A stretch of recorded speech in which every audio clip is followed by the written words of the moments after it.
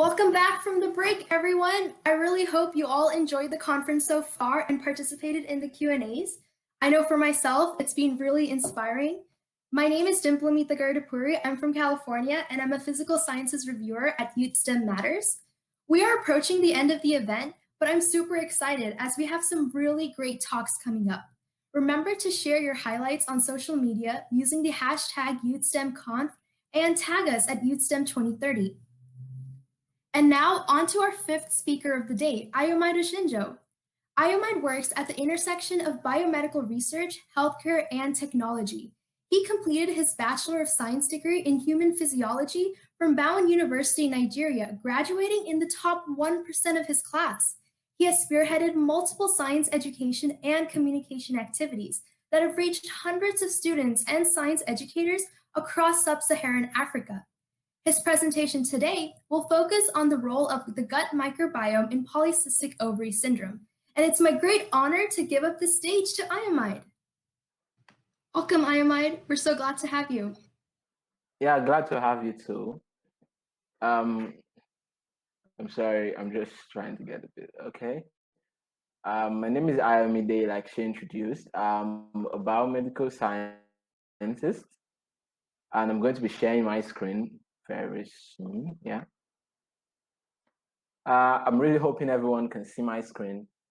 So I'll be talking about my project on the role of the gut microbiome and polycystic ovary syndrome and epigenetics, essentially.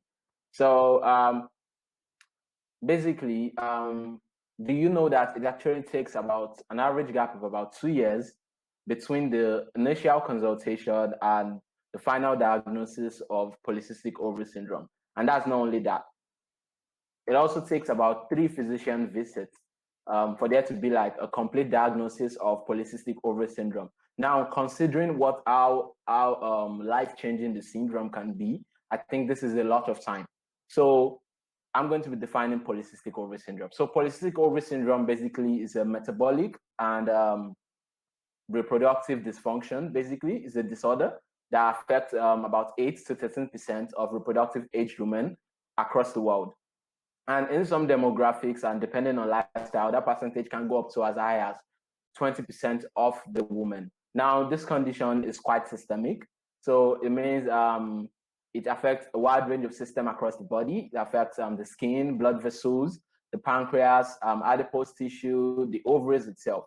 So it's basically a condition that really, in some cases, affects the quality of life of this affected woman. And is also associated with other diseases such as diabetes, obesity, ovarian cancer, non-alcoholic fatty liver disease, and others. Now, the interesting thing about polycystic ovary syndrome is that it doesn't stop at one generation, essentially. It's transgenerational. So it means it can go from the grandmother to the mother to the daughter, and it also affects the male offspring. So it's a multi-generational disorder. Now, the first thing that comes to head would be probably it's about genetics alone, but then genetics alone do not solely account for it. Epigenetics comes to play. Now, what's epigenetics? Epigenetics is basically the study of alterations in gene expression without a change in the DNA code. An example would be identical twins. Now, identical twins have basically the same genome. But then when they grow up differently. They might have different skin colors. And this is due to environmental factors, diet, drugs, and the likes. So I come to the gut microbiome. Now, the gut microbiome, basically, it's a community of microorganisms. And they are essential for health and well-being. And it's quite interesting because the gut microbiome has about 10 times the number of cells in the human body and about, I think, 150 times the number of genes in the human body. So it's basically like taking an ecosystem in the gastrointestinal tract of humans, and it is very essential for health. So in polycystic ovary syndrome, it has been noticed that the gut microbiome is altered. That means it's different from the norm.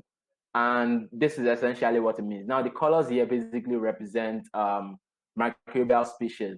Alpha diversity, that is basically the biodiversity. I mean, the biodiversity of microbial organisms in the gut. So in polycystic ovary syndrome, it is noticed that they have low alpha diversity. That means there's less biodiversity in the gut for the microorganisms. There's also altered beta diversity. That means for women with polycystic ovary syndrome,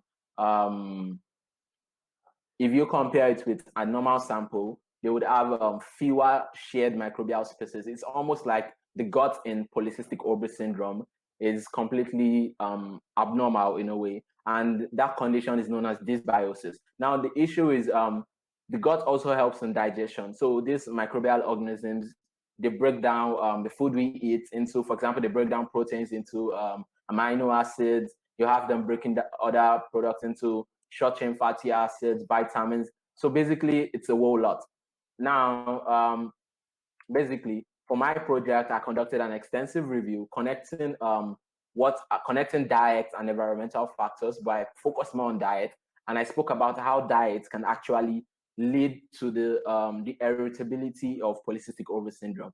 So now the pathway basically is this: diet based on lifestyle and everything. Diet affects the gut microbiome, and it leads to, let's say, an abnormal condition. It leads to gut dysbiosis.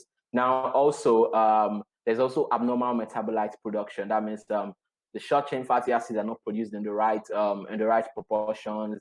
The dietary fats are not produced in the right proportions. The vitamins, and this ultimately triggers epigenetic modifications. Now, epigenetic modifications are not, like I said earlier, they're not modifications to the DNA, but they affect how genes are expressed. So, for example, the insulin gene doesn't change, but it affects how the insulin gene is transcribed, basically. So it affects insulin production, but then it doesn't change the insulin gene. And now, when that happens in the mother, the mother holds an altered gut.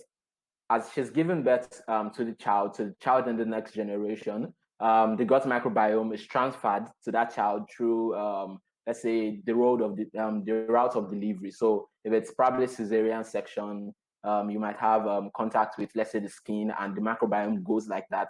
And if it's probably a vaginal delivery, it might be the bacterial microbiome, and it goes like that to the child. So basically, she transfers a predisposition to polycystic ovary syndrome to that child, and the child basically begins to express the same metabolic and reproductive dysfunction seen in the mother. Now, this is interesting. So for me, for my project, I thought also about, can we reverse engineer this process? I mean, can we alter this? Can we make this, what I called it? Can we, since we know this, can we make it better? I mean, if it causes the syndrome, or if it contributes to the causes of the syndrome, can we reverse engineer the process and basically make the guts better, and ultimately make the condition maybe less life-threatening or less affecting the quality of life?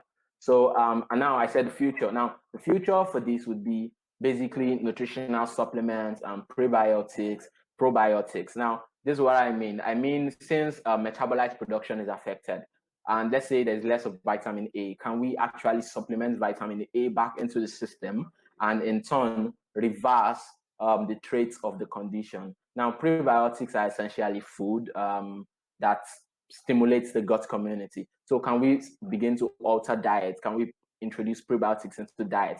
Probiotics are microbial organisms. That means if we know the microbial organisms that are lacking, can we supplement them? Can we put them back into the system? Another one is fecal microbial transplantation. So that basically takes a stool sample from a healthy donor, and you basically input this sample, or you feed this sample back into the patient affected with polycystic ovary syndrome. Now, the dysbiotic gut begins to respond to this implant, this fecal implant, and in a way, you can actually restore the microbial composition to the original status. So that's the essence of my research. And I believe that if we begin to exploit this crosstalk between the gut microbiome and epigenetics of polycystic ovary syndrome, we can actually begin to build better therapies. We can begin to address polycystic ovary syndrome. I believe we can also shorten that gap. I mean, it's an average of 2 years gap. We can actually shorten it and make it easier for us to diagnose it, make it easier for us to actually follow the trends in the condition. So thank you very much for listening. I hope you have questions for me. I'll be in the comment section waiting for your questions. Wow, thank you so much, Ayomide, for that incredible talk. I had no idea that the gut played such a big role in polycystic ovary syndrome. And the research that you're doing to try and find these connections between epigenetics, it's pretty amazing. And everybody, Thank you. please do give your please do give your appreciation in the chat, and any questions that you have. I believe Ayomide will be available to answer any. And also in the chat, you will find the quest hint. This is the second to last hint